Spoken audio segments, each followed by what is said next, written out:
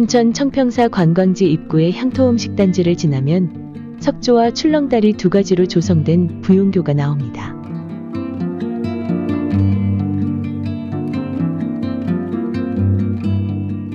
다리를 건너며 발 아래 소양호의 시원한 풍광을 볼 수 있어 마음이 확 트입니다.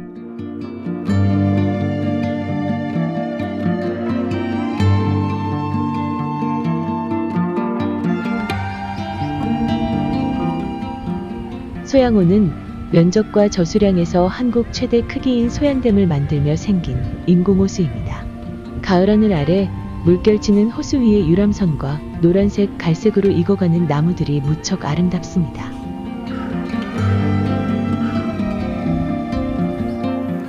마을회관 맞은편에 공주와 상사뱀 전설비가 있는데요. 계곡 중간 즈음에 있는 공주동산과 함께 어떤 이야기인지 살펴보겠습니다.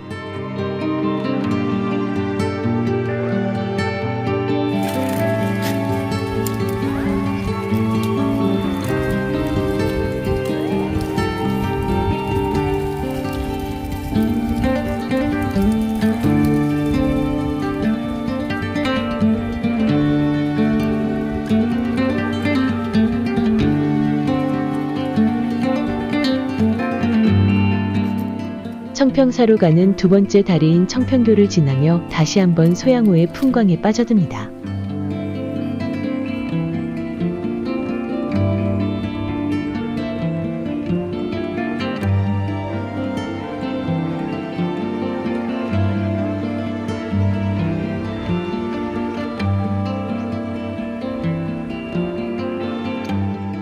몇 군데의 음식점을 지나면 드디어 청평사까지 이어지는 계곡길 1.2km가 펼쳐집니다.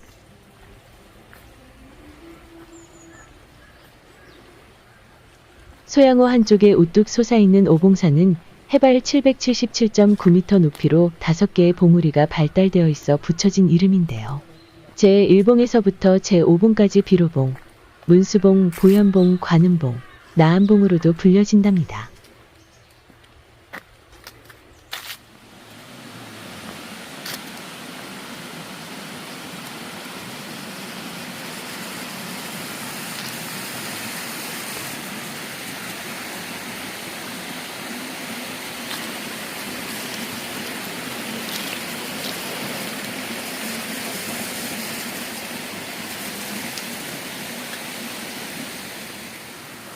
공주와 상사뱀 설화는 중국 당나라 공주를 사랑한 평민 청년이 상사병으로 죽어서 뱀이 되어 공주 몸에 붙어서 떨어지지 않자 임금이 의원들을 불러 조치했으나 소용이 없어 공주를 영험한 청평사에 기도하러 보냈습니다. 기도에 들어가기 전 공주가 목욕 재개하려고 뱀을 잠시 떨어져 달라고 하자 뱀이 떨어졌으나 그새 공주가 궁금해진 뱀이 절의 회전문으로 들어가려 하다 벼락이 내리쳐서 공주가 자유롭게 되었다는 이야기입니다.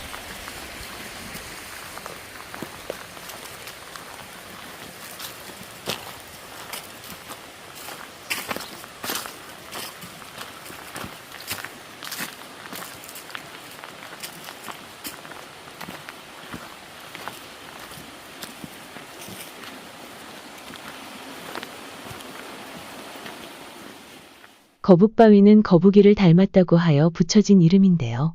여기에는 거북이가 물에 사는 동물이므로 청평사 근처에 큰 물이 생기면 청평사가 번창한다는 전설이 있습니다. 그래서 1970년대에 소양댐이 건설되자 청평사 앞에 큰 물이 생겨 전설대로 절이 크게 발전할 것이라고 합니다. 공주굴은 구송폭포의 동쪽에 있는 바위 틈으로 설화에서 공주가 청평사에 도착하여 하루를 상사뱀과 묵었다고 전해지는 곳입니다. 드디어 고려시대 선장의 초입인 구송폭포가 보입니다. 이 폭포는 주변에 9그루의 소나무가 있어 구송폭포라고도 하고 폭포의 소리가 주변 환경의 변화에 따라 9가지로 들린다고 하여 구송폭포라고도 합니다.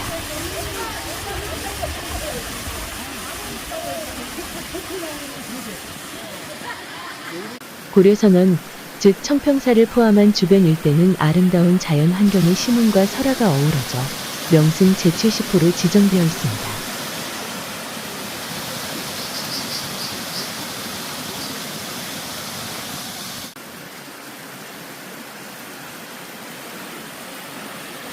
3층 석탑은 구송폭포의 동북쪽 환희령 위 자연안반 위에 건립된 총 높이 3.1의 고려전기 석탑으로 강원도 문화재 자료입니다. 공주설화에 나오는 당나라 태종의 딸인 평양공주가 건립했다고 하여 공주탑이라고도 하는데요. 상륜부는 소실되어 있습니다.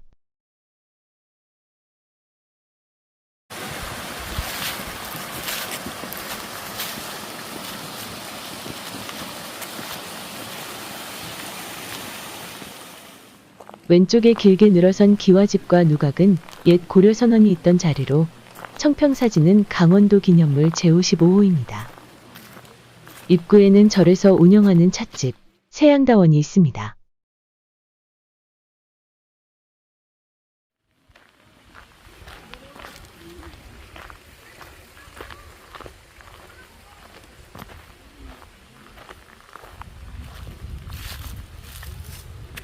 진락공 이자현은 고려시대 문인으로 37년 동안 이곳에서 은거하였는데요.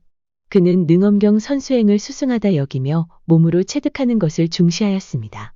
즉, 지수화풍 공견식의 7대 요소가 몰입되어 내 스스로가 육체적으로 발현되고자 눈으로 보는 경치가 좋고 귀로 들을 수 있는 물소리 바람소리가 많은 자연 속에서 수행하였다 합니다.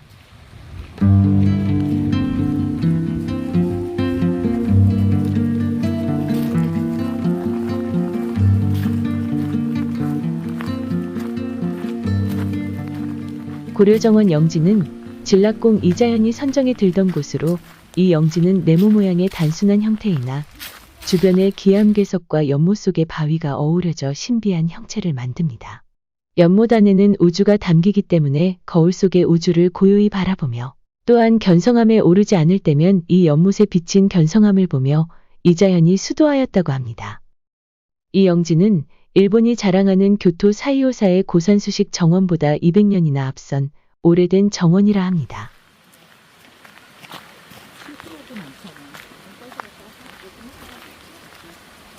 청평사는 973년 고려 광종 때의 영연선사가 배감선원으로 창건하여 문인 이자현이 문수원으로 중창한 고려 중기 스님이 아닌 일반 속세의 남자가 수행하는 거사불교의 요람이었습니다.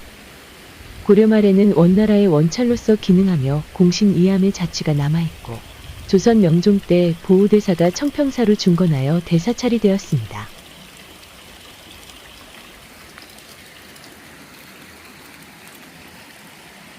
그러나 한국전쟁 때 거의 소실된 것을 1970년대에 중창하여 지금의 모습을 갖추어 현재 대한불교 조계종 제3교구 신흥사의 말사인 절입니다.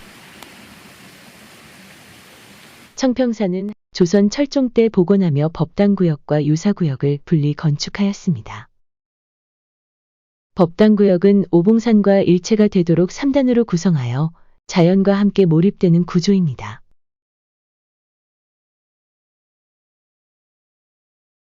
회전문은 주신폭의 맞배지붕 건물로 중생들이 윤회전생을 깨우치게 하기 위해 조선 명종 때 보호선사가 중건한 보물 제164호입니다. 전설에서 뱀은 통과하지 못한 문으로 이 문을 통과하면 육도윤회가 끊기어 해탈한다고 합니다.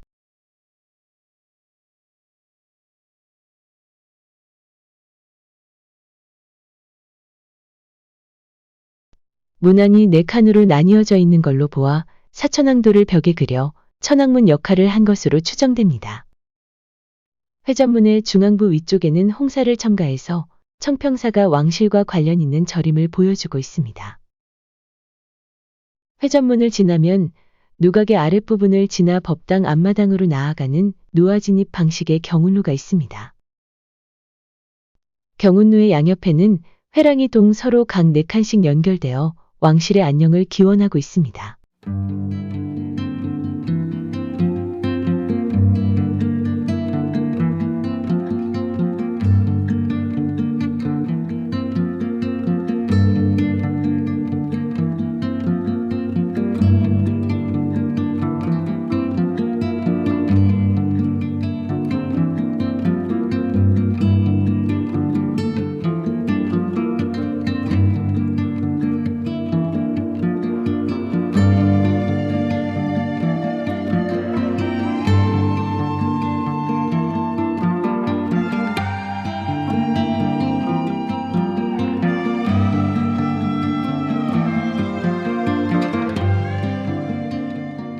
경운루 2층에는 청평사를 중창한 보우선사와 이자현 등의 진영이 모셔져 있습니다.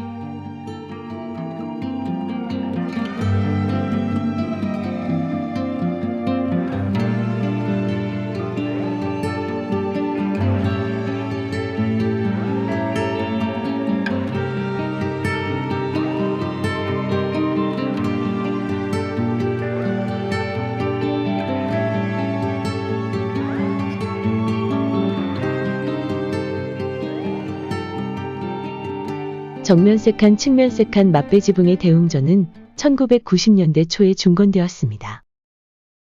대웅전으로 오르는 7단의 대형 계단 옆을 마무리한 소맷돌에는 태극문양과 연화문이 정교하게 조각되어 있는데요. 태극문양은 왕실과 관련 있는 건축물에만 새기므로 여기서도 이 절이 왕실의 원찰이었음을 보여줍니다. 대웅전 안의 불단에는 석가모니불을 중심으로 보현보살과 문수보살이 협시하고 있고 양옆에 천불탱화와 영단, 신중단이 있습니다.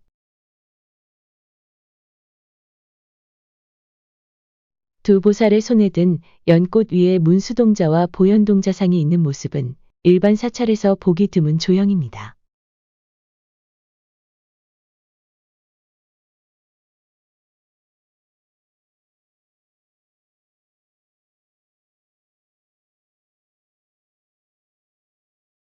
대웅전의 동쪽에 있는 청평사 중창비는 1991년에 석진스님과 재원스님이 건립한 것입니다.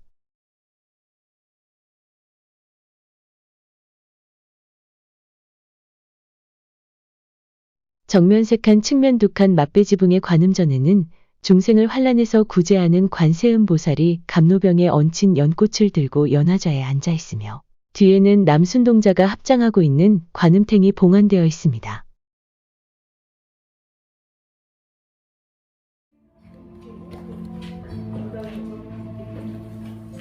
세상이 고정된 것은 뭘까? 나는 지금껏 수많은 곳을 돌아다녔을 것이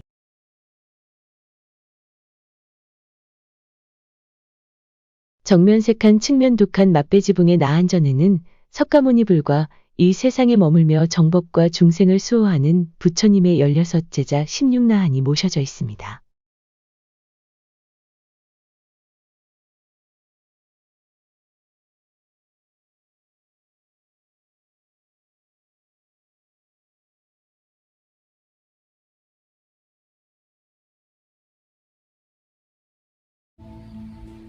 나야 중생이니까 하고 생각한다면 생각한 그대로 중생 노릇밖에 전체가 같이 하고 같이 먹는 것이라 전체에 감사하는 것. 정면색한 측면색한 맞배지붕의 극락보전은 보우대사가 회전문과 함께 1555년경에 지었던 화려한 건물로 한때 국보로 지정되기도 했었으나 한국 전쟁 직전에 전소되어 1977년에 새로 지어진 것입니다.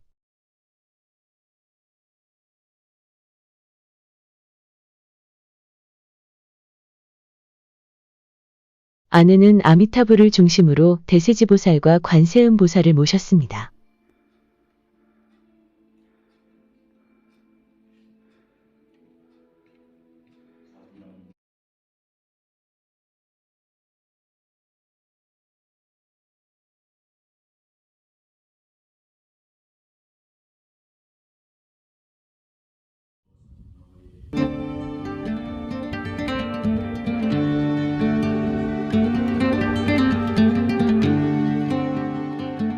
극락보전 옆에는 보호수인 팔레지 10m 높이의 주목나무 두 그루가 있는데요.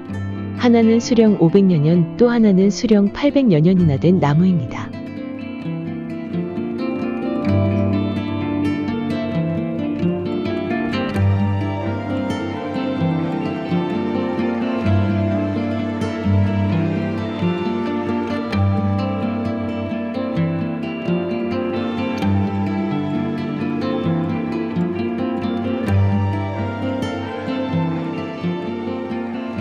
정면 한 칸, 측면 한 칸 맞배지붕의 삼성각에는 재물을 관장하는 산신과 인간의 수명과 복을 담당하는 칠성, 그리고 말세의 중생에게 복을 내리는 독성을 함께 모시고 있습니다.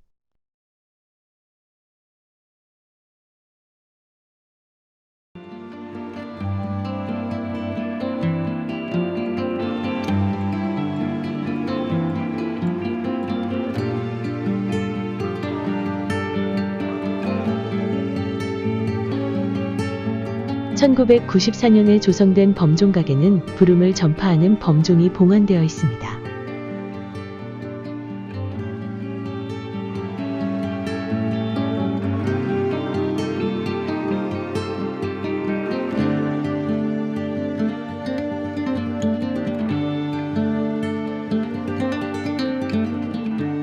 문수왕기는 이자연이 세상을 뜨고 5년이 지난 1130년에 고려 인종으로부터 진락공이란 시호를 받았을 때 세워진 비입니다. 비의 앞면은 청평사의 연역과 이자연의 행적 등을 고려 중기 문장가인 김부철이 짓고 대감국사 탄현이 썼고, 비의 뒷면은 이자연을 추모하는 제문으로 대각국사 의천의 제자인 해소가 짓고 역시 탄현이 썼다 합니다. 한국 전쟁 때 파기되었으나 남아있던 비편 등을 모아 2008년에 복원하였습니다. 문수사 장경비는 1327년 충수광 때 원나라에서 청평사에 대장경과 돈을 보내온 것을 기념하기 위하여 이재현이 글을 짓고 이암이 써서 청평사에 건립한 비문입니다. 이 비는 조선 후기에 파손되어 전하지 않으나 탁본이 남아있어서 현재 복원 작업 중에 있습니다.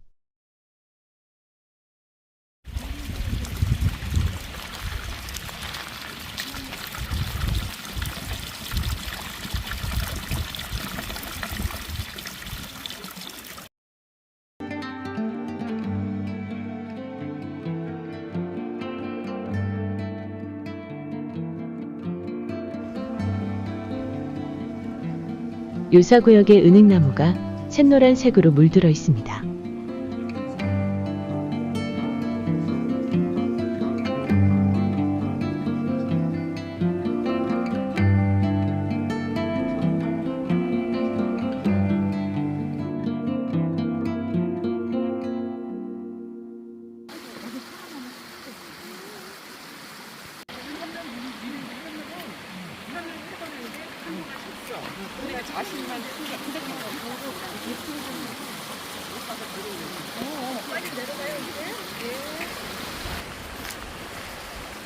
고려시대 거사불교의 요람으로 천년의 세월을 바람소리 물소리 따라 걸림없는 공과 무로 만들어진 청평사.